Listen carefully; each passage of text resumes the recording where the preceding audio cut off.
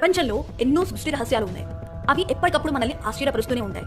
France కు ఈశాన్యంలో టొనేరో అనే నగరం మధ్యలో ఉన్న ఈ ఫోర్స్ డియోనో కూడా ఇలాంటిదే. ఇది పెద్ద బావిలా కనిపిస్తున్నప్పటికీ ఇదో నిరంతర ఊట లాంటిది. దీని నుంచి నీరు ఎప్పటికీ బయటకు వస్తూనే ఉంటాయి.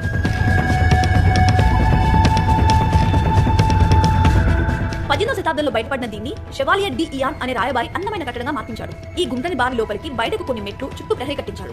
ఈ ప్రహరీ ఆనుకొని కొన్ని పెద్ద పెద్ద కట్టడాలు, మరోవైపు అందమైన జలాశయం ఉంటుంది. చూడటానికి ఎంతో సుందరంగా కనిపిస్తున్న ఈ ప్రదేశం మాత్రం అనుకున్నంత సురక్షితం కాదు. దీని లోతెంత, మూలమేంటి, ఇందులో నీరు ఎక్కడి నుంచి వస్తున్నాయి, ఇప్పటికీ మిస్టరీనే. ఈ విషయాలను తెలుసుకోవడానికి చాలా మంది ప్రయత్నాలు చేసి ప్రాణాలు కోల్పోయారు, కానీ రహస్యాన్ని మాత్రం కనిపెట్టలేకపోయారు. దీని గురించి ఫ్రెంచ్ ఇతిహాసాలు ఎన్నో కథలను వివరిస్తున్నాయి.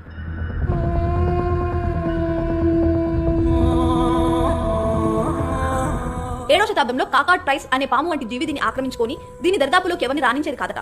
అందుకే ఇందులోకి వెళ్లిన వారంతా చనిపోతున్నారని సమీప ప్రాంతాల వారు చెప్తున్నారు. 1996లో ఒకే డైవర్ ఇందులోకి వెళ్లి మరణించాడు. ఆ తర్వాత దీన్ని నిషేధించారు.